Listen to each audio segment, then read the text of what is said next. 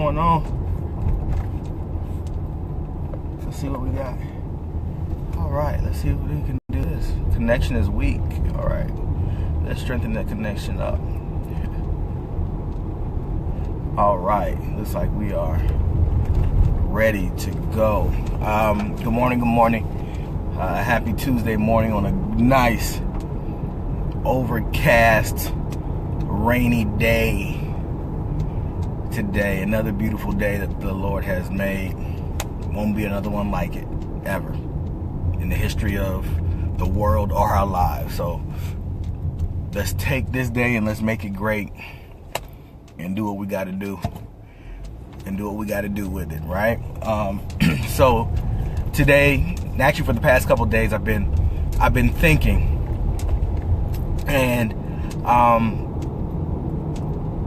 really thinking and being thankful for this, what I would call, like this video is titled, the marriage community, a marriage community that I am in. Okay, this community is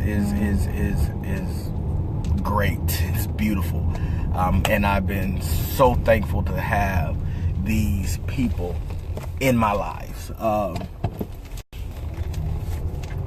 Man, extremely thankful. One of the things that I noticed about being married and newlyweds is that typically once a couple gets married, they typically tend to I guess I use the word isolate themselves from the free world, which is completely understandable. You're newly married, you are now living together, you're in the process of becoming one, and so it is very much understandable that you're trying to now become one, that you're trying to now to build a family, build a home, and different things of that nature, and that, you know, there's times that you need for this. Oh no, an accident. That's not good. Oh no, I hope the baby's okay. Sorry, there was an accident over on the side of the road.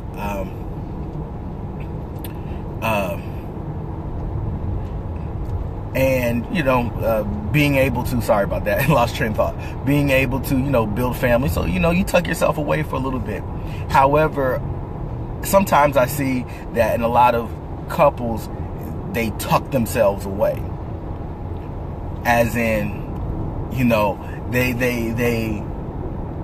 use marriage, my marriage is my first ministry, as an excuse to kind of not do anything. I really do appreciate the people who have surrounded me, who have surrounded myself and my wife, and who we surround ourselves to be able to really understand and even make sense of this whole marriage thing. My wife and I, we've been married for at the end of this year will be 6 years, and we have come into a group of friends and people that we've actually have known for several years, and we've created what I would call a marriage community. And what this marriage community is a place, it's a safe space where we can come in and we can talk about literally whatever we want. Whatever we want. It doesn't matter. Your husband getting on your nerves, you can talk about it. Your wife getting on your nerves, you can talk about it. It doesn't matter what it is. We have created a safe space where literally nothing is off limits. And this has really been a blessing, and let me tell you why. Because one, sometimes when you're going through marriage and you're doing life with each other, you can get kind of caught up and feel like, why am I the only one in the world that is going through this thing right now with my spouse? Why am I the only one in the world that like no one understands me? No one understands what I'm doing. And what our marriage community allows us to do is to say, hey, you are not the only one that is going through this. You are not the only one that has been through this, and you will not be the last one to go through this. And it allows us, and I think this is the biggest point, it allows us to correct our mistakes with our spouses. Think about that. To correct. Hey, this is how I'm feeling. This is what they did. This is what I did. And if you got the real brothers like I have, they'll be like, no, no, Vickers, you're wrong for that one. I was like, okay, so now what do I have to do? I have to bite the bullet and realize that I'm wrong. Why? Because I am able to have this safe space with my marriage community. So what is this marriage community? How do you start a marriage community? Well, one, a marriage community is usually good to start with people that you've known for a little bit, okay? People that you've known for a little bit and people that you feel you can trust. The reason being because within the marriage community, when you talk and you discuss, and if you don't have a Facebook group together that only you all have, you will be discussing a lot of sensitive information. And you have to be able to trust those people that sensitive information can stay within the house. And you know that if things get addressed within the marriage community, you all can talk about it. However, this is the key. There is no sense talking about something that is an issue within the marriage community, within another, I would say within another couple's marriage, within your marriage, that you're not trying to fix. Okay? That you're not trying to fix.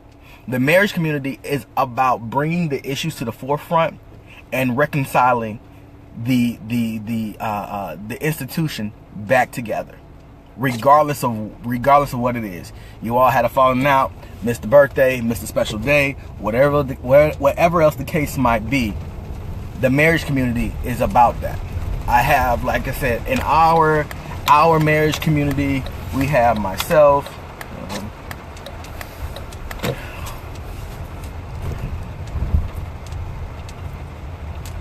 We have 5 couples in total. So 10 people in the marriage community, and we talk about all things. We bring sorts of things. We see different articles and blogs, and we bring them to say, okay, this is what we think about this, or what do we think about this particular issue, and how it can either be applied to our marriage, or how we can reevaluate our marriage and possibly get some things out that might be harmful or detrimental. Now, this is the thing about a marriage community. Number one, everything has to be done in love. Nothing can be done in spite. Nothing can be done out of anger. As far as the responses go, you might be angry with your spouse and be like, they're getting on my nerves, I can't stand them, so forth and so forth. Okay, yes, that might be done in anger. However, the responses must, I repeat, must be done in love.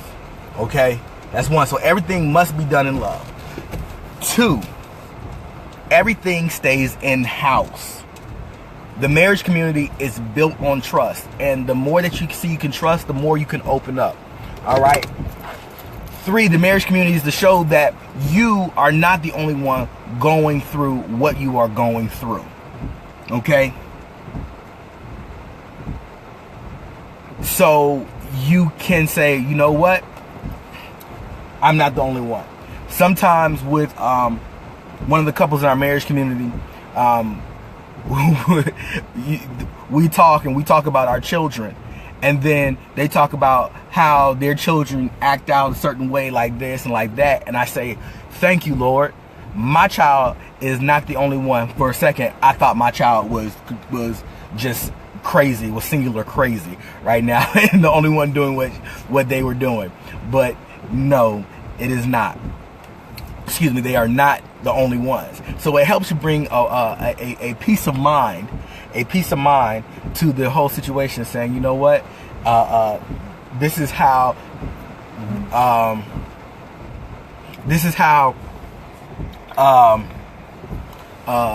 we deal with these things, and this is how we deal with these things. Okay, did it work for you? Did it not work for you? And different things of that nature. It is to strengthen your bond. It is to strengthen, and it's to build a community. You know what I mean? So you don't put yourself on the island and put your marriage on the island.